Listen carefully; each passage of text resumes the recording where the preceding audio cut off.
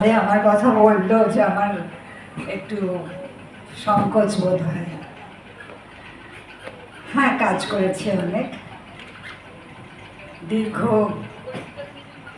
50 বছরের কলকাতা দূরদর্শনের ইতিহাস। এবার তো গত বছর 50 হয়েছে, বা 51তে পড়ছে। আর আমি একদম প্রথম থেকেই ছিলাম, আপনারা জানেন, 75-এর শুরু থেকেই। আসলে 75-এ যখন শুরু হয়, অগস্ট মাসের 9 তারিখে শুরু হয়েছিল। আমি আমার প্রথম প্রোগ্রাম রেকর্ডিং করেছিলাম 14ই জুলাই, মানে শুরুরও আগে। তখন ওই এখনকার ভাষায় জানেন যে ব্যাংকিং করতে হয়, প্রোগ্রাম ব্যাংকিং করতে হয়, তো তখনও করতে হতো। সেজন্য কিছু অনুষ্ঠান তৈরি করে নিয়ে তারপরে শুরু করা হয়েছিল সম্প্রচার। তো আমি এই অনুষ্ঠানটার কথা বলছি এই কারণে যে আজকের যে গীতমঞ্জরির অনুষ্ঠান কবি প্রণাম, আমারও কবি প্রণাম দিয়েই শুরু হয়েছিল জীবন, এই কর্মজীবন। অনুষ্ঠানটি ছিল নীলিমা সেনের বর্ষার গানের অনুষ্ঠান। সঙ্গে ছিলেন আবৃত্তিতে তৎকালীন অধ্যক্ষ, পাঠভবনের অধ্যক্ষ সুপ্রিয় ঠাকুর, আর রবীন্দ্র বিশেষজ্ঞ সুভাষ চৌধুরী ছিলেন এস্ট্রাজে। আর বাচ্চু দিয়ে বলতাম আমরা নীলিমা সেনকে, আর বাচ্চু দিয়ে গিয়েছিলেন বর্ষার গান। তো আমার একেবারেই অপ্রস্তুত অবস্থায় যাওয়া, কারণ তার আগের দিন আমাকে বাড়ি থেকে, তার আগে যাতায়াত করতাম আমাকে পঙ্কজ সাহার তরুণদের জন্যের অনুষ্ঠানে সঞ্চালনা করার জন্য, কিন্তু সেইগুলো তখনও কার্যকরী হয়ে ওঠেনি।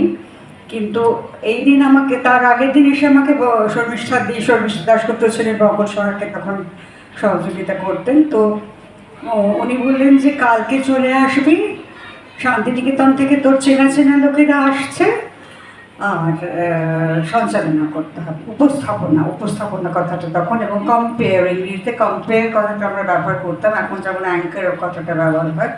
কম্পেয়ার করবি, উপস্থাপনা করবি, আর কিছু বলবো না। তো আমি শান্তিনিকেতন শুনেই একটা লাল বাটিকের শাড়ি পরে চলে গেলাম, আজও যেমন একটা লাল বাটিকের শাড়ি পরে এসেছি। তো তারপরে গিয়ে ওদের দেখতে পেলাম, ভীষণ খুশি হলাম, এবং সঙ্গে সঙ্গেই একটা কী কী গান গাইবেন শুনে নিয়ে একটা লেখা লিখে ফেললাম। তো সঙ্গীত বিভাগে যিনি প্রধান ছিলেন তিনি ভীষণই অবাক হলেন যে এত তাড়াতাড়ি আমি লিখলাম কী করে। একটু আগে যে বলেছে যে আমি যাদবপুর বিশ্ববিদ্যালয়ের ছাত্রী, হ্যাঁ, 5 বছর এখানে বাংলা বিভাগে পড়েছি। ফলে যারা শঙ্খ ঘোষ, প্রকৃত সরকার, এদের মতো মাস্টারমশাইদের, অলোক রঞ্জন দাশগুপ্ত, সব মাস্টারমশাইদের পেয়েছে, সে মেয়েটি লিখতে পারবে না, এ তো হতে পারে না। তাই জন্য লিখলাম, এবং সেই রবীন্দ্রনাথের গান দিয়েই আমার কর্মজীবন শুরু হলো। তারপর দীর্ঘ কর্মজীবনের কথা বলতে গেলে তার শেষ হবে না, কিন্তু রবীন্দ্রনাথকে নিয়ে বহু কাজ করেছি। একটা তথ্যচিত্রের কথা শুধু বলবো, এই বিষয় নিয়ে কখনো কাজ হয়নি, সেটা হচ্ছে রবীন্দ্রনাথের যে বাড়িগুলো আছে উত্তরবঙ্গের ভেতরে এবং এখানে দেহলির পেছনে নতুন বাড়ি, এইগুলোর ইতিহাস নিয়ে, এগুলোর সম্পর্কে তথ্যমূলক একটি তথ্যচিত্র তৈরি করেছিলাম, নির্মাণ। সেটি আমার ইউটিউব চ্যানেলে এখনও দেখা যায়, রয়েছে, আপনারা কখনো দেখবেন, কারণ প্রতিটি বাড়ির পেছনে এক একটা গল্প আছে। কখন ভাবলেন, এই নয় যে খুব খেয়ালে বানিয়েছেন, এটার আসলে বিষয় ছিল স্থাপত্য চিন্তা ও পরিবেশ ভাবনা। রবীন্দ্রনাথ কিন্তু শুধু গান লিখেছেন, কবিতা লিখেছেন, নাটক লিখেছেন, উপন্যাস লিখেছেন নয়, তিনি পল্লী সমাজ গঠন করেছেন, যেমন তিনি স্থাপত্যবিদ্যা, এবং আমরা যে আজকাল ইকো ফ্রেন্ডলি কথাটা ব্যবহার করি বারে বারে, ইকো ফ্রেন্ডলি, সব কটা বাড়ি কিন্তু ইকো ফ্রেন্ডলি, কাজে পরিবেশ ভাবনা নিয়েই অত বছর আগে ভেবেছেন। এই তো অনেক কথা বলার আছে, তোমাদের বড় অনুষ্ঠান। মালিয়া আমাকে বলেছিল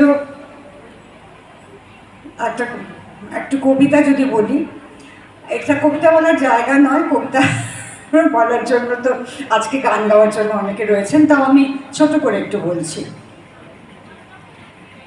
চাই গো আমি তোমারে চাই, তোমায় আমি চাই,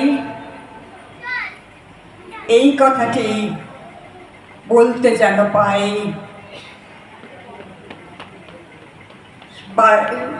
যেসব বাসনাতে ঘুরে বেড়াই দিনে রাতে, মিথ্যা সেসব মিথ্যাও গো, তোমায় আমি চাই।